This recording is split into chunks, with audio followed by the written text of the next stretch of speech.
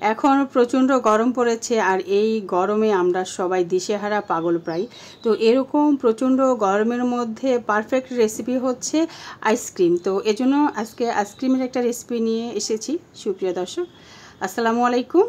তো আজকে ললি আইসক্রিমটা আপনাদের সাথে শেয়ার করব, দেখতে থাকুন। আমি প্রথমে যেটা করে নিচ্ছি, ললি আইসক্রিম বানানোর জন্য প্রথমে আমার প্রয়োজন লেবু। আমি একটি লেবু নিয়েছি এবং লেবুর খোসাটাকে ছাড়িয়ে নিচ্ছি। দেখতেই পাচ্ছেন লেবুর খোসাটাকে কিন্তু এমনভাবে ছাড়াতে হবে যাতে কোনো সাদা অংশটা কিন্তু বের না হয়ে আসে, আর সাদা অংশটা বের হয়ে আসলে কিন্তু তেতো লাগবে, তো সেই দিকটা খেয়াল রাখতে হবে।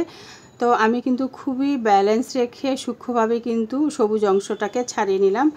আর এখন মূল প্রসেসে চলে আসছি। তো আমি এখানে চুলায় একটি হাঁড়ি বসিয়ে দিয়েছি এবং পানি দিয়েছি আমি এখানে 2.5 কাপ পরিমাণ। তো লেবুর খোসাটাকে পানির মধ্যে দিয়ে দিলাম। তো দিয়ে নিয়ে আর চুলার আঁচটা কিন্তু আমি এখানে খুবই অল্প আছে এখন রেখেছি।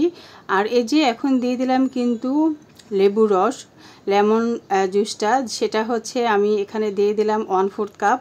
আর এখন দিয়ে দিচ্ছি হচ্ছে আমি কর্নফ্লাওয়ার 1 চা চামচ সমান করে দিয়ে দিলাম। আর দিয়ে দিচ্ছি আমি চিনি দিয়েছি প্রথমে 1 কাপ এবং পরে আমি চেক করে নিব, প্রয়োজন হলে আমি আবার দিব।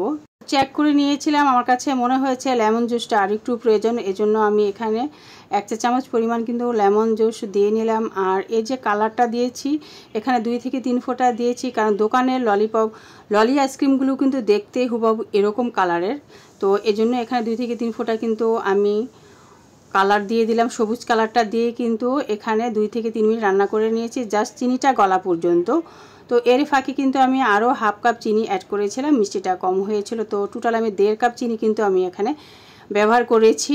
আর চিনিটা গলা পর্যন্ত কিন্তু আমি চুলায় রেখেছিলাম।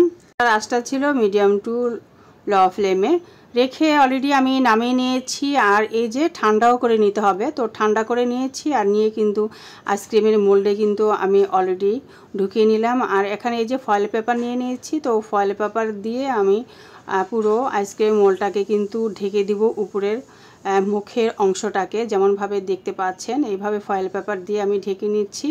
আর ঢেকে নিয়ে এখানে আমি কাঠের যে কাঠিগুলো হয়, আইসক্রিমের যে কাঠিগুলো হয়, তো আমাদের বাসায় আমার ছেলে আইসক্রিম খেয়েছে তখন কিন্তু আমি এগুলোকে জমিয়ে রেখেছি, তো সেই কাঠিগুলো আমি এখানে ব্যবহার করছি।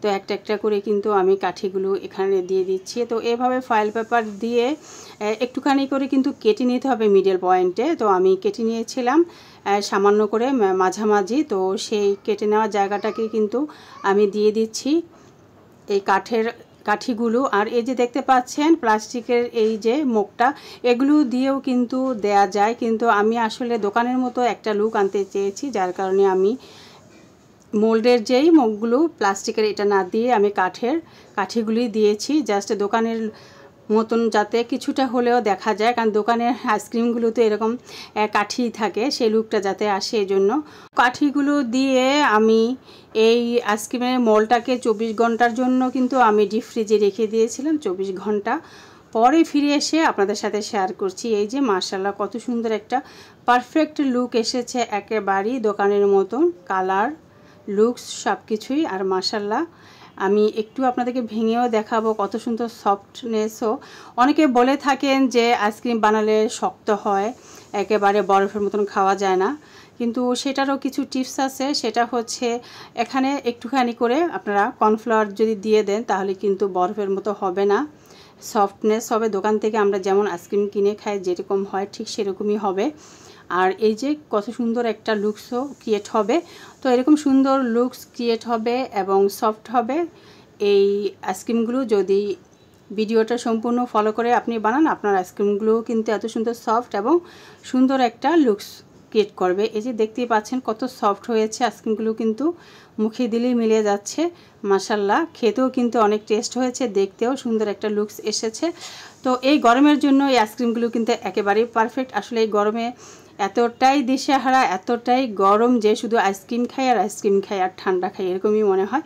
তো এই জন্য এই গরমের জন্য পারফেক্ট রেসিপি হিসেবে আমি ললিপপটাই বেছে নিয়েছি যেহেতু। আর এই ললি আইসক্রিমটা আমার ছেলে ভীষণ পছন্দ করে, যার কারণে আমি এটাই বেছে নিয়েছি। সুপ্রিয় দর্শক, পরবর্তী রেসিপিতে ইনশাল্লাহ কথা হবে। ভালো থাকবেন সবাই।